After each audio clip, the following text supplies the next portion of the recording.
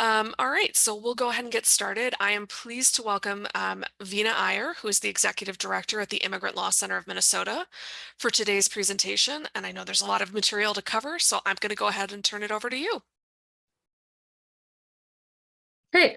Well, thank you, everyone, and welcome here on this December afternoon. I am excited to be here, and I really am grateful to the State Law Library for their partnership with the Immigrant Law Center of Minnesota on the CLE, Immigrants and Immigration Law, New Developments, and State Law Intersections. My name is Vina Iyer, and I am the Executive Director of the Immigrant Law Center of Minnesota. We are a nonprofit organization here in Minnesota, but we actually are now providing services in North Dakota as well. We have been around for over 25 years, and we provide free immigration legal services to low-income immigrants and refugees across the state and now in North Dakota.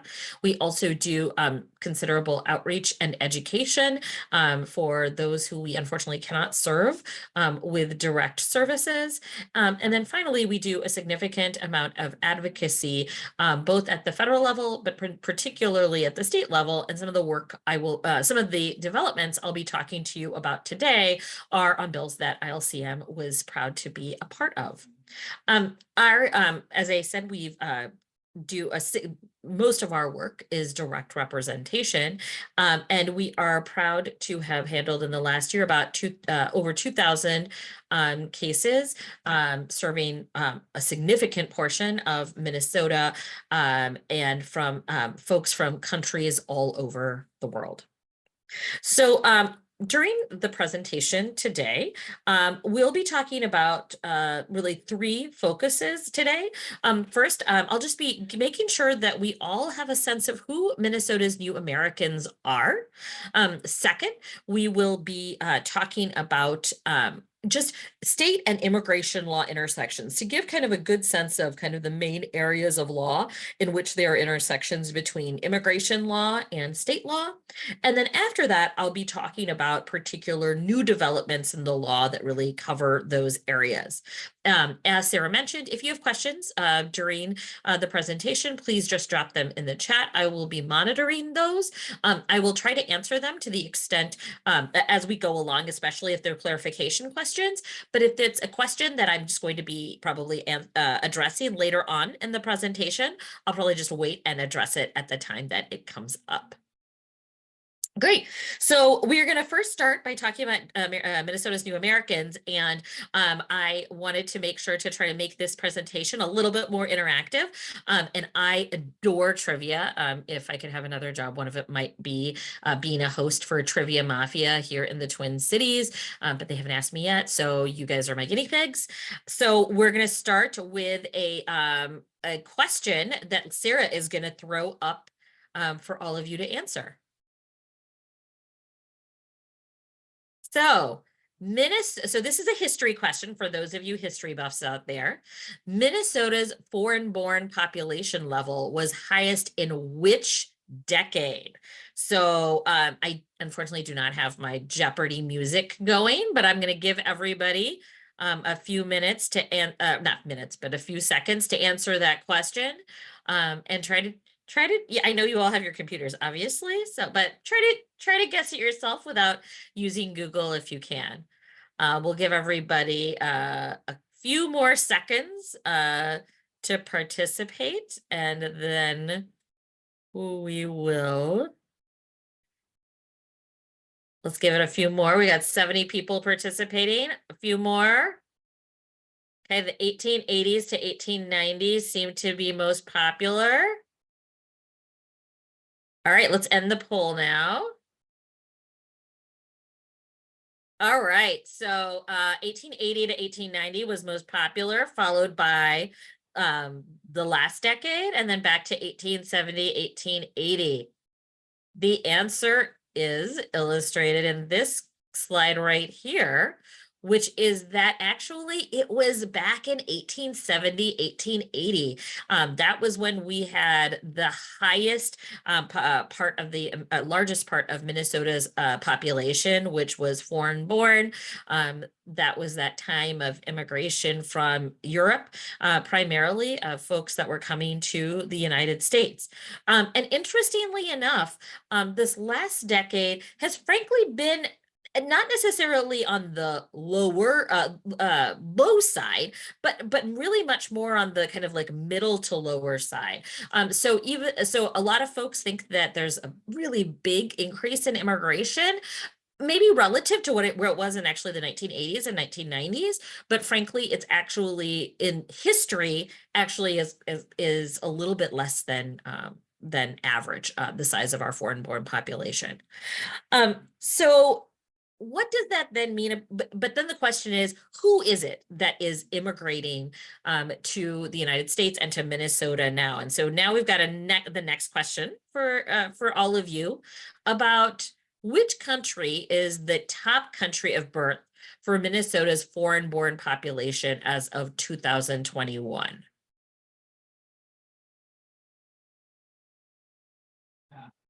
Somalia is in the lead. But Mexico is gaining, but then going back. We'll give it another couple of seconds, and then let's end the poll now. Very cool.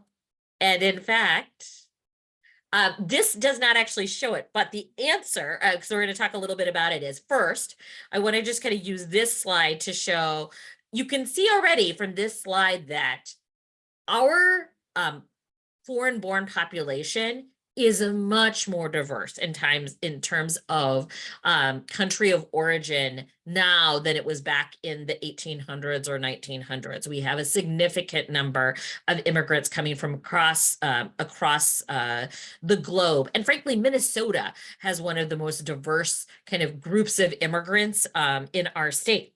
But the top country of birth is still the top country of birth for a lot of parts of the United States, which is Mexico. So Mexico is number one. Somalia is actually number two.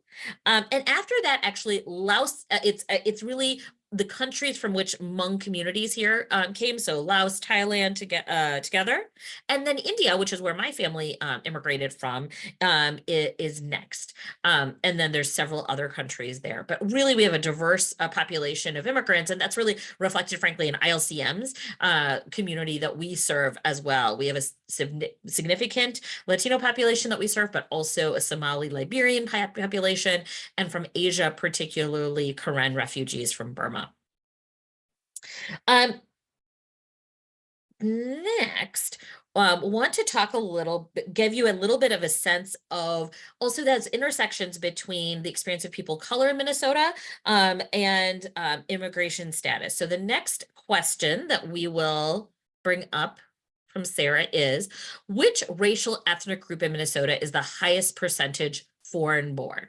So when you're looking at all of these different groups that we have here in Minnesota by race ethnicity, which race or ethnicity has the most foreign born? All right, so folks who are Hispanic Latino are tops there. And I will say I'm using that term because that is what the state demographer who provided me with this data uses. Seems like that is the top. So let's end the poll and we'll look at what that is now. Now, you know what?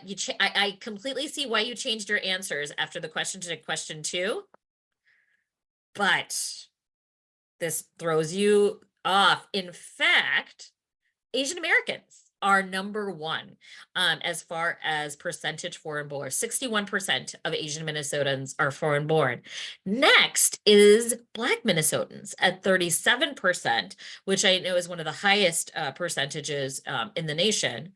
And then after that comes Hispanic Latino. So in that way, we're very different from a lot of different states. And I think been really important as we are working, obviously, as a state to work on so many issues with regard to racial disparities, is that that recognition and understanding that here in Minnesota, that immigrant experience for folks of color is extremely important in understanding how we serve those communities. And then finally, just to give you a sense of what the state is like, and this is some information that I know was really amazing to me as I became the executive director of ILCM. So here's this last question, and this is about Minnesota counties. So the question is, which Minnesota county has the highest percentage foreign-born population as of 2019? So not total number, but highest percent foreign-born. Ooh, it's really close right now. Like Hennepin, Nobles, Olmsted, and Ramsey, just neck and neck, but Watt yeah, Watt is behind. All right, let's end the poll now. And yeah, Ramsey was for a long time, but it's not anymore. And here I'm actually, it is Nobles. So Nobles County, which is home to Worthington, 20% foreign born. Then Ramsey, then Hennepin, then Watonwan, which is St. James, and then it is Olmsted. I think one of the things that a lot of folks think is that those counties that have the highest percentage foreign born are all in the metro. But when you look at this, you can see that a significant portion of our immigrant populations are that are really settling across greater Minnesota. And what that means for our court system, for our legal system, is that these issues about the intersection between immigration law and family law are really critical for a lot of families across Minnesota, not just in the Twin Cities, which is, I think, what a lot of people expect. And what that also means is that when we are talking about the customers in our court system, there's a lot of folks who might not have familiarity with the US legal system, who have a lot of needs with regard to language. And we'll talk about that a little bit as well. So thanks for indulging me a little bit with my desire to be a trivia host, but I think hopefully some really interesting information to take back to your workplaces, to your communities, about how diverse Minnesota is with regard to its foreign-born population. So now to some issues with regard to key intersections between state and immigration law. And here, what I often talk about, and just in my practice throughout life, is that when it comes to the law and immigrant experience, the fact is that immigrants and refugees across our country and in Minnesota have pretty much the same issues as anybody who is a citizen Minnesota. They have the same issues with housing and family and other types of law.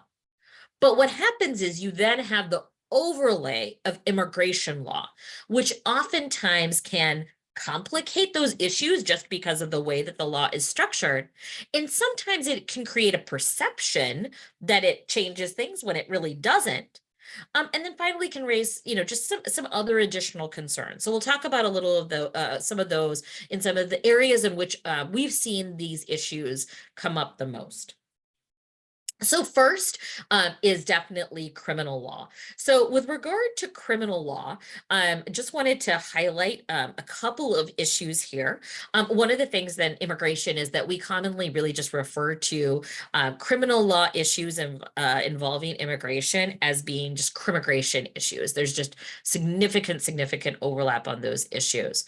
So as we walk through this, my intention for this presentation is for it to be a immigration and other issues issue spotting training, not an issue resolving training. All of these issues are very complex, and they usually require discussion between somebody who is well versed in the area of state law as well as immigration law to be able to both make the right decisions, provide the right advice for clients, and make the right decisions in our court processes.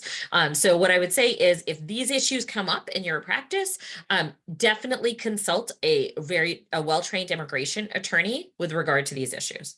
So a couple of things that I think it's important to know about. First, expunged convictions can be deportable offenses under federal immigration law. So it doesn't matter that it's expunged under state law, it still counts for immigration purposes. And I'm going to talk a little bit more about that in detail with regard to new developments. The same is true with regard to adjudications that are not convictions under state law. They can also be deportable offenses under federal immigration law, depending on what the underlying substantive crime is. So stays of adjudication or imposition. So those, you might think in a criminal proceeding that you've got a stay of adjudication or imposition. It's great for the individual, except if they are a non-citizen and have significant implications. Additionally, until recently, some misdemeanors were also considered aggravated felonies, which really can end up making it so that somebody really has virtually no protection against deportation because the maximum sentence in Minnesota was 365 days. We'll talk a little bit more about that change in law in a little bit. The next thing, and next item just to think about is that any type of state misdemeanor or felony can be what's called a crime of moral turpitude. That's something that can make somebody deportable. So that includes just shoplifting. That can make somebody who has lived in the country for almost their entire life, make them deportable if they have not yet become a citizen. So what are some of the considerations with regard to these issues? If you're practicing in criminal law, you probably already know that non-citizens are required to leave legal advice about the potential immigration consequences of a guilty plea under Padilla versus Kentucky. And so that's been since 2010. Here in Minnesota, Padilla is not retroactive, so it only applied under Minnesota, according to the Minnesota Supreme Court, to cases that occurred after the Padilla case was decided. One thing just to keep in mind with regard to this issue is that from a legal perspective, the level of advice that needs to be provided, according to the case law, very much depends on how clear the case law is in the immigration, actually not the case law, sorry, the law is in the immigration system with regard to the offense and whether it makes somebody deportable. That said, from a best practice perspective, it is absolutely best practice to contact criminal attorneys. Most do not have experience with immigration law. And so it is absolutely the situation where you should contact an immigration attorney who can advise you. And frankly, that immigration attorney should be able to give you pretty deep advice to be able to give to your client about the possibility of deportation, the possibility of other other suggestions for offenses to suggest in a plea deal that make it less likely that the individual is deportable. So there's definitely, with regard to immigration law and deportability, there are certainly issues that there are questions about, but you should be able to get some really solid advice from an immigration attorney about what your client's options could be in a criminal matter. Also, one thing that is really important, and this goes back to that adjudications that are not convictions under state law can be deportable, is this issue with regard to post-conviction relief. So one of the issues is that although there are definitely a number of immigration attorneys in the area, including some at our office, who can provide really excellent advice with regard to immigration consequences of crime, there are a lot of times where people are not getting like the full advice that they need in these situations, and so are seeking post-conviction relief in order to overturn their convictions and make it so that they no longer have a deportable offense. So that's a really key form of relief for non-citizens, and we definitely see folks seeking that relief in our district courts. We see Court of Appeals decisions in Minnesota with regard to requests for post-conviction relief. One thing that's really, really important to note, however, is this issue and the kind of intersection between adjudications that aren't convictions under state law can make you deportable, But the problem is that in the Minnesota Supreme Court decided in 2021 that because some of these are not considered convictions under Minnesota state law, you can't get post-conviction relief with regard to those adjudications. So that's why it's particularly important, frankly, when you're helping your client, especially in a criminal case, with what might appear to be the best option with regard to a plea, that might be a stay of adjudication, a stay of imposition, that you're absolutely contacting immigration counsel and getting really deep advice about the potential ramifications of that, because there might not be under current Minnesota law a way to undo that. All right, next I'm going to go on after this is on the criminal side. Before I go on from criminal, I'm going to take a pause to see if there are any questions. I don't see any in the chat, but this is probably the area in which there's the most overlap. So I want to take a moment. Ooh, I see a question. So let me see if I can get that.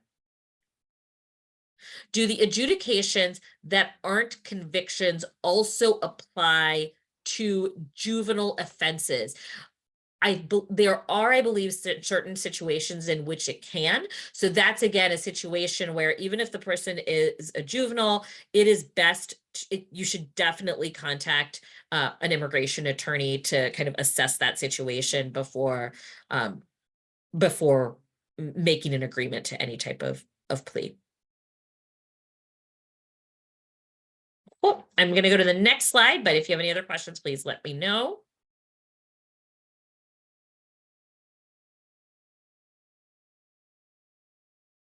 Great. So the next area is in child protection. And so in the child protection intersection is particularly relates to a type of immigration status called special immigrant juvenile status. So this is a type of immigration status. It's available to non-citizen children and youth under 21 who have been abused, abandoned, and or neglected by one or both parents. And what effectively happens in a situation where a child is eligible for SIJS is if they get that status, they have protection against deportation with that status. They have work authorization if they're able to work. They're also eligible for certain public benefits and supports such as a medical card. And then they are also on their pathway to getting a green card and then eventually citizenship. So that's the status. So how does it intersect with Minnesota state law?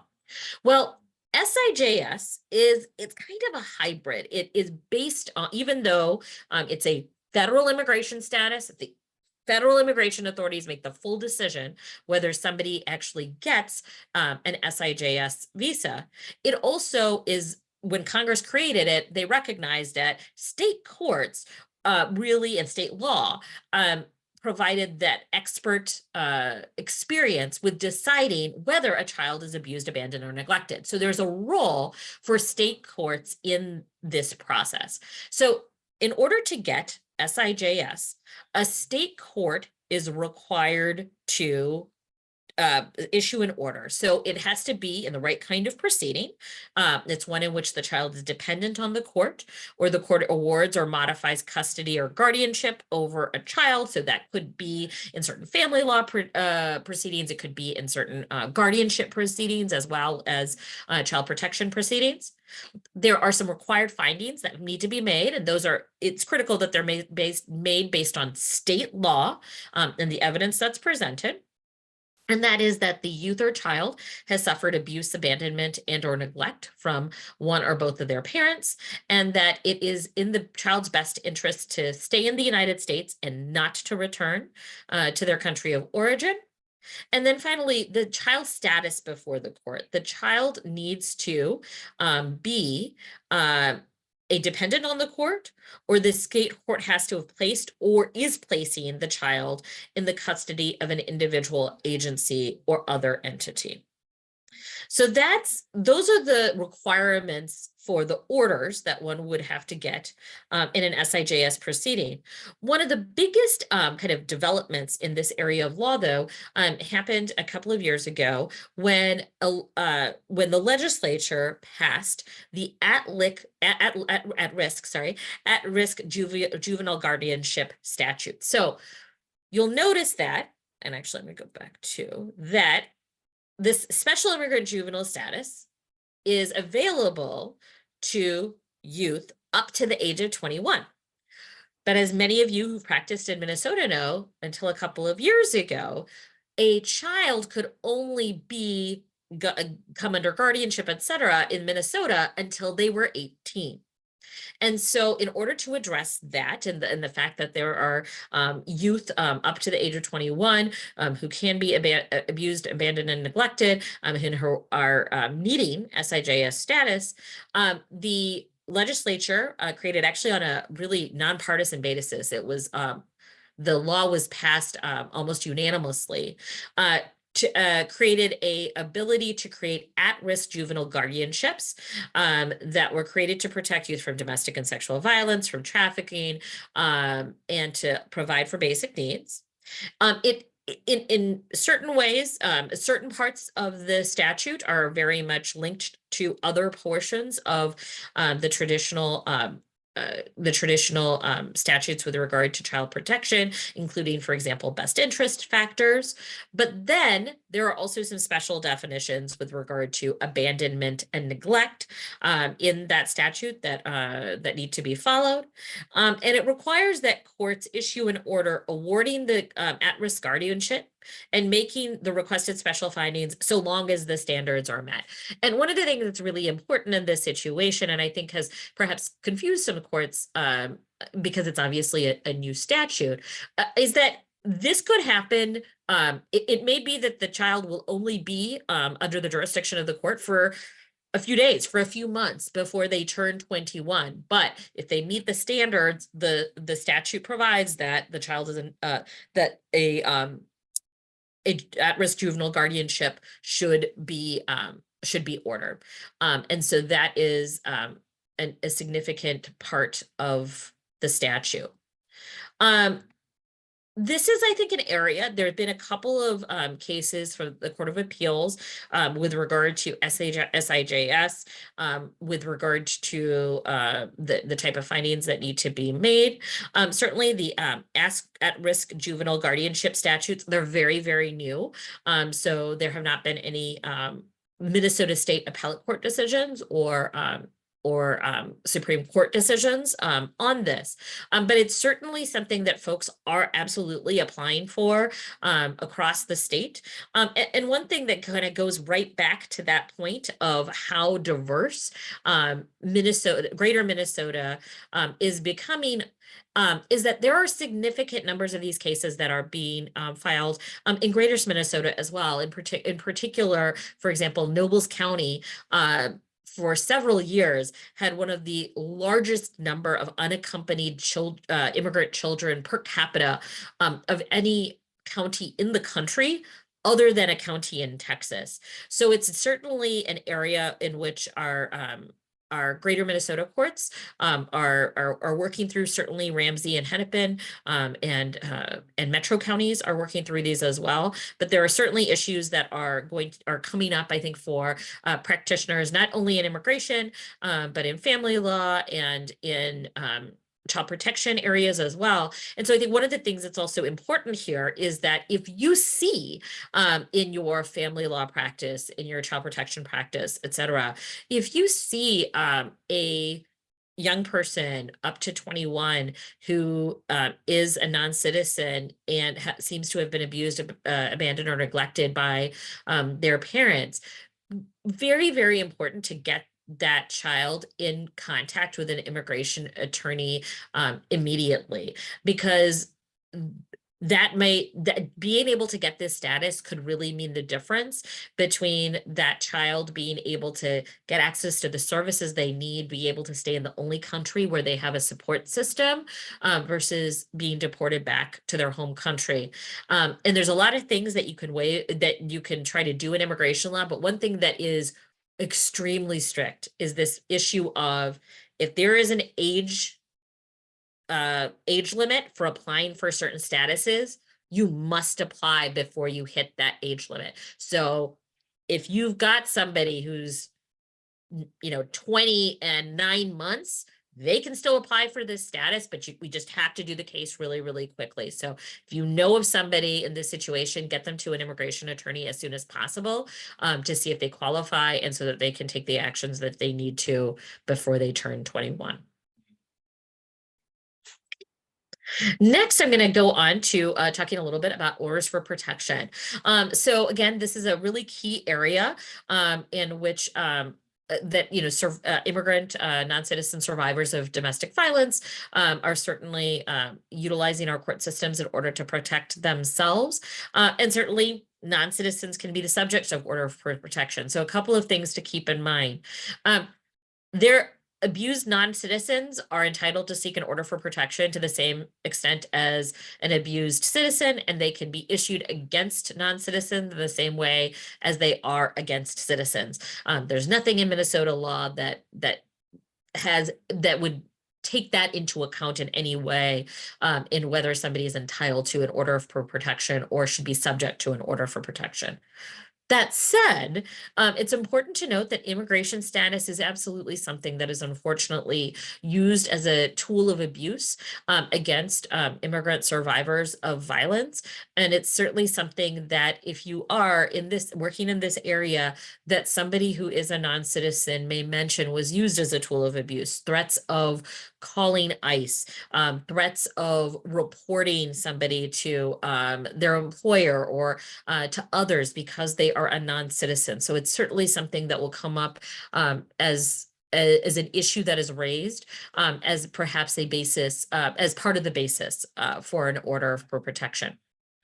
Additionally, it's really important. This, again, of course, goes back to those criminal issues, which is that violations of an order for protection are grounds of deportability, and no conviction is needed. So that, I think, is extremely important, especially if you are on the side of, for example, defending somebody against an order for protection, somebody who is a respondent in an order for protection, to really think about before agreeing to that order for protection, as well as in talking through that individual, the consequences of violating the order. Those consequences can be much, much greater for somebody who is a non-citizen versus someone who is a citizen. Finally, one note with regard to a type of immigration benefit that is available to non-citizens. About 20 years ago now, a little more than 20 years ago, Congress created the U visa. The U visa is a visa that is available for individuals who are survivors of certain violent crimes here in the United States, who cooperate with the investigation and or prosecution of the crime.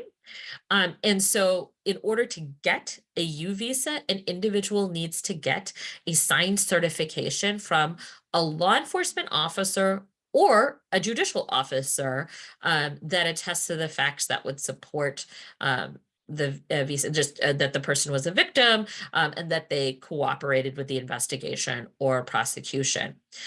One of the things just to note here is that state court judges, in order for protection proceedings, both civil as well as criminal, may sign U visa certification requests confirming that the protected party has been a victim of a qualifying crime and cooperated with the investigation or prosecution of the crime. That's according to a Board of Judicial Standards opinion that was issued in 2015. And so that's just really important for folks to know, is that there are, there are certain cases where somebody hasn't made a police report, but they have sought a civil order for protection. And in that process, it's really clear that the person has been a victim of a crime. and is willing to cooperate with the investigation or prosecution of the crime, even if nobody has asked them to do so, and that a state court judge could sign that certification. And so that's just something that's important that not everybody realizes, but that's very important. And just to note that that Board of Judicial Standards opinion, it's available at the board, or if honestly, it's I found it a little hard to find it when I looked on the board website, but if you just do a search for it, it comes right up. I see one question that a couple of questions. So this is a question or a note. Abused child labor here. How did businesses get by with this? I know it is extremely sad and extremely heart-wrenching. A couple of things on that. First of all, the Minnesota Department of Labor, as well as the US Department of Labor, are really working very hard to crack down on these types of cases. So really critical to report those cases to report those cases to those bodies. The other piece there that's really important is that there is also at least a temporary visa, not temporary visa, temporary protection, deferred action that is available for folks, adults and children who are the victims of labor exploitation. And certain times those folks are also victims of human trafficking. And so therefore might be able to be eligible for a visa based on that. Next, I want to talk a little bit about family law. This is an area in which I practiced at the beginning of my career, is this intersections between family law and immigration law. And important to note a few things. Non-citizen parents, including undocumented parents, are entitled to custody of their children to the same extent as citizen parents. There is nothing in Minnesota statute, or case law that would belie that. There's not really a lot of case law on it, to be perfectly honest, but there is an important case from about 10 years ago in the third party custody context, where the Minnesota Court of Appeals held that a parent's undocumented immigrant status does not amount to the extraordinary circumstances justifying a grant of custody to the child's grandparents. And the court noted that there was no basis other than saying the person was undocumented for that argument, and that undocumented status alone doesn't really speak to the fitness of a parent to parent just based on that alone. So that's, I think, just an important point. It is certainly, I think, an argument that folks will try to bring up in these types of proceedings, but frankly is really should be responded to as being irrelevant to those considerations of who should have custody and care of a child. Finally, one note on employment. I actually didn't make a full slide on that, but just the points that were made about kind of labor issues that come up, that labor exploitation piece under state law and immigration status absolutely comes up often. One thing that's also important is that just noting that there are certainly a number of immigration statuses for which people are entitled to, for example, unemployment insurance, certainly for workers' compensation. Lack of immigration status or lack of employment authorization, for the most part, goes to issues of prospective relief to an individual, but for future wage loss, et cetera, but not with regard to whether somebody is entitled to wages and protections if they are in fact they have in fact done work for a Minnesota employer. So with those issues in hand, I'm going to go on in just a moment to talk about some recent developments and actually a couple of other issues.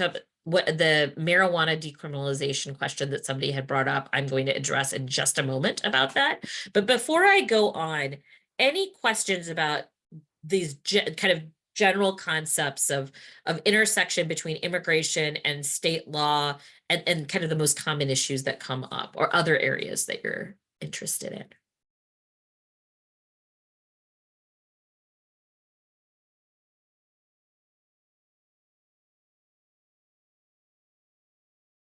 All right, see, nothing. I'm going to keep going, but please feel free to ask questions or bring up issues as they come to mind.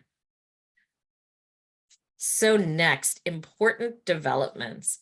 So with regard to federal developments, I want to give you a little bit of a sense of what the landscape is like, but I'm not going to go into case law issues. I would say for that, I would definitely look at the American Immigration Lawyers Association. They have a significant number of trainings on this topic, the MSBA immigration section. But here I really want to just give you a little bit on the just kind of understanding what if you have immigrant clients, if you have immigrant petitioners before your courts, what they are dealing with in the immigration law parts of their life. So first off, immigration courts. Immigration courts are experiencing record backlogs across the country and including here in Minnesota. As of June, there were about 23,000 cases that were pending here in the Minnesota immigration courts. There have been a couple of new judges who have been appointed who are hopeful, who are definitely helping with that backlog, but it's significant. And some of the cases that are pending in Minnesota are are really long pending cases. And part of that is because here in Minnesota, we have a lot of folks who have been here for a very long time in the country.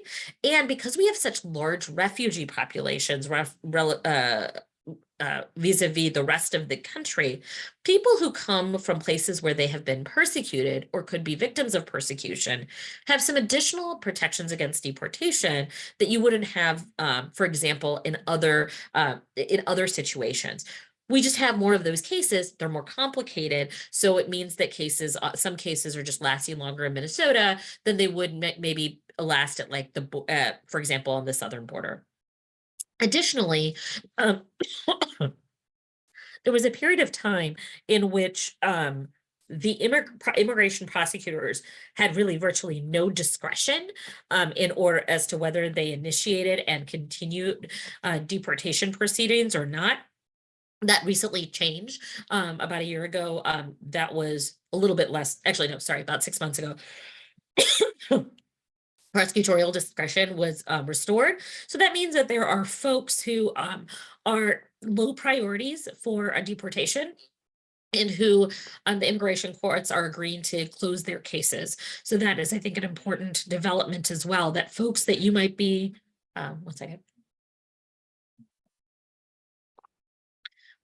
Folks who you might be representing or who might be coming into state courts that may have had deportation proceedings hanging over them, they might be done.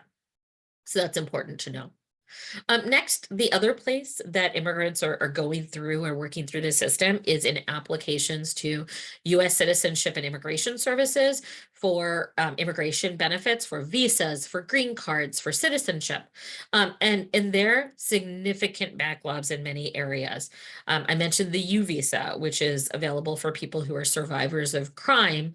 Because of the very limited number of visas that are available, right now, people are waiting for 10, 15 years in order to get a U visa.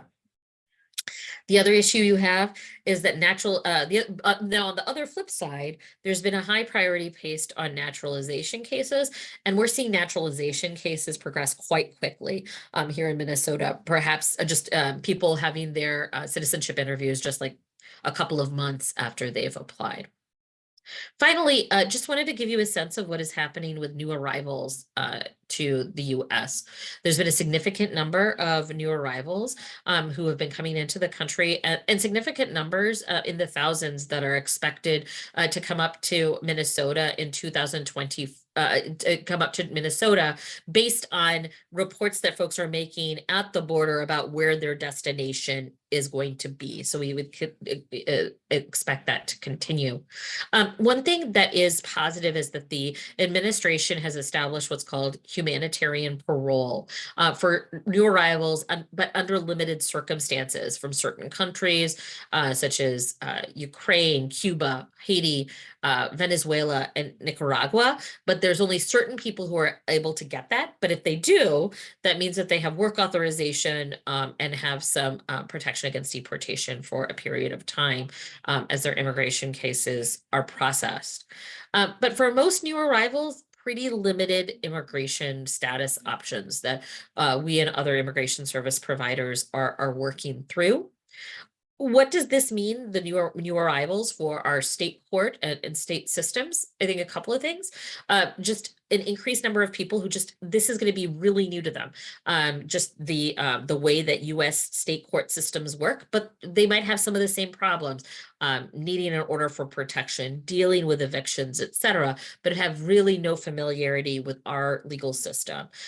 Also, might have folks who are really experiencing significant trauma from the time that they've come through and need some real support in order to explain maybe some issues that are relevant in their state law cases, but that are difficult for them to discuss.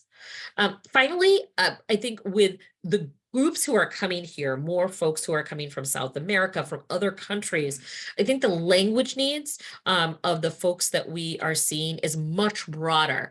And one note that my team wanted me to share for sure with folks is that it may be that some folks say that they speak Spanish, and they do speak some Spanish as a second language, but Spanish is not their primary language, and their primary language is an indigenous language of some sort. And it's really, really important to ask questions to understand what type of interpreter someone needs in order to get full due process in our court system as well. So that's just something to pay attention to, both as a lawyer as well as in proceedings in court as well. So then what's changed in Minnesota state law that has a big impact on immigrants? So a couple of things. So first of all, driver's licenses for all. So until last year, until October 1st of this year, there was about a 20-year period in which individuals who did not have immigration status were unable to get a driver's license in Minnesota. That has now changed, and folks can get a Class D driver's license in Minnesota regardless of their immigration status. So that's critical. Folks can go through the ordinary channels to apply, and here are some resources for folks who are in that application process. I don't really anticipate from a state law perspective much litigation about this, except that there are going to be some people who have some difficulty with getting documentation to get a license, even just foreign passports. And that's because, for example, they might be somebody from Venezuela or Afghanistan who fled the country with no papers at all. And so in those instances, there might need to be some variance processes that folks go through. And so might need legal assistance with that process as well. So just something to keep an eye out for.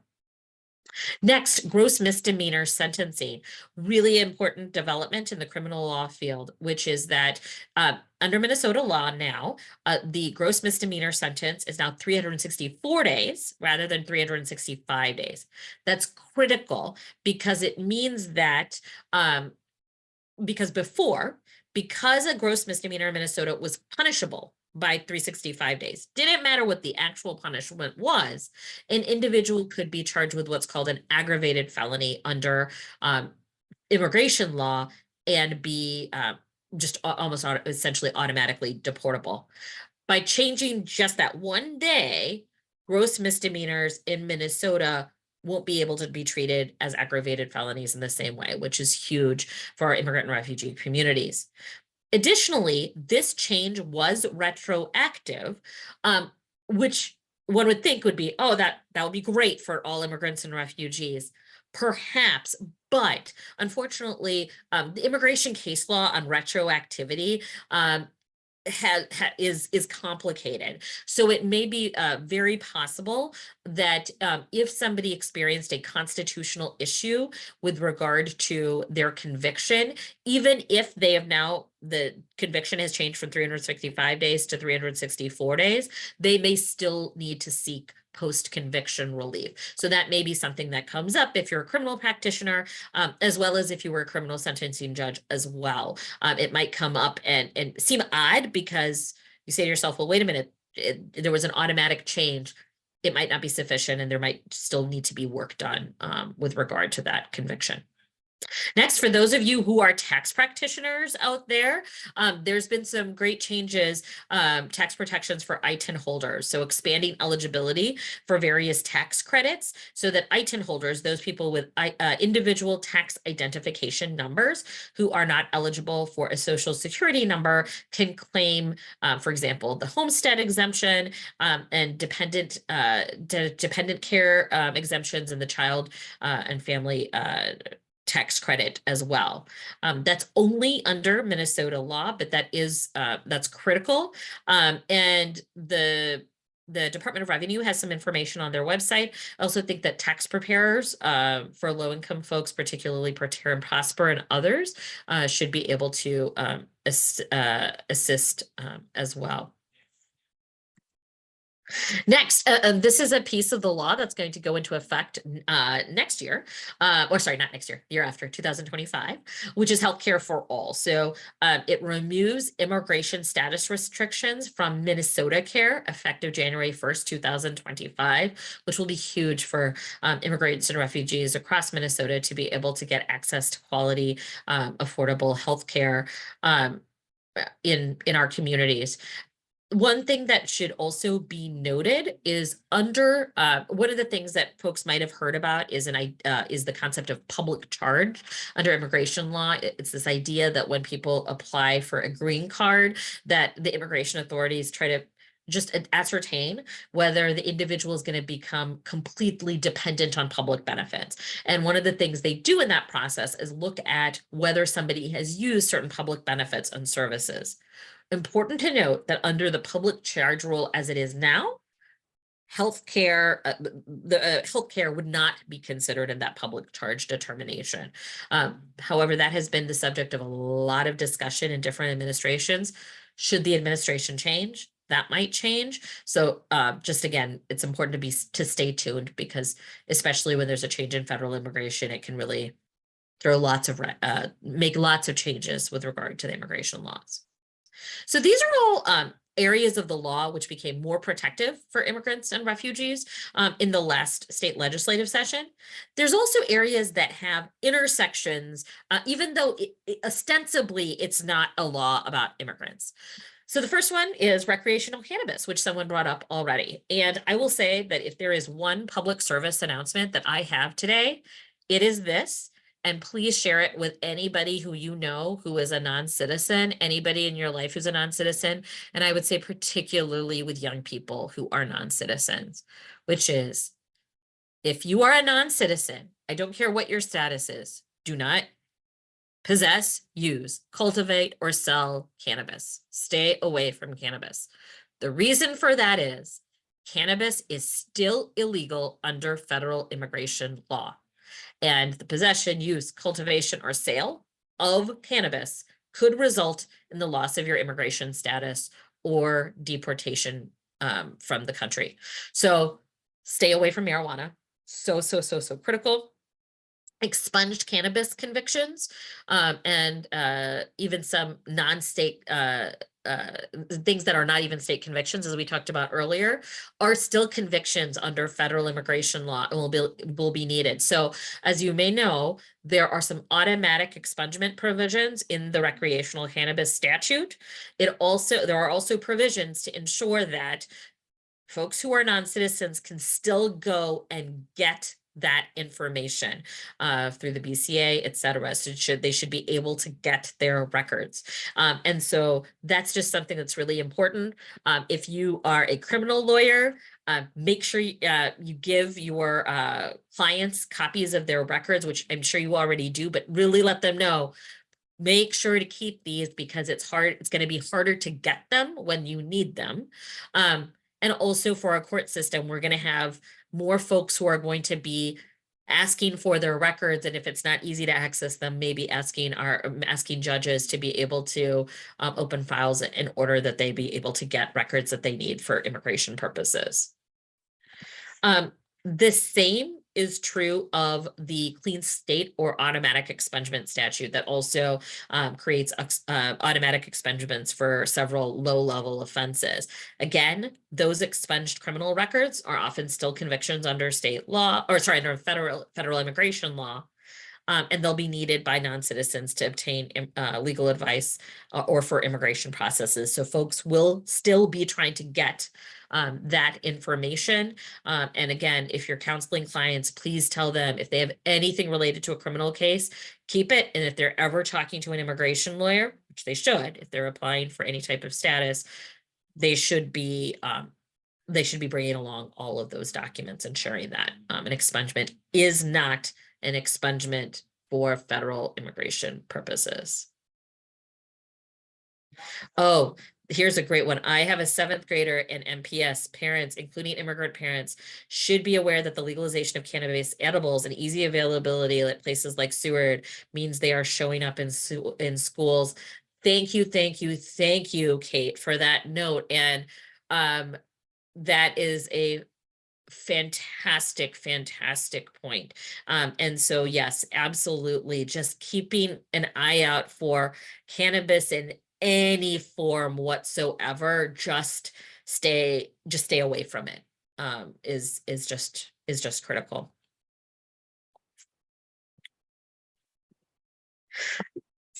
So next, really time for you to ask questions. I am watching the chat, but as I wait for questions, what I'm also going to do is make sure that you are aware of the immigrant legal aid resources in our community. So that includes our organization, the Immigrant Law Center of Minnesota.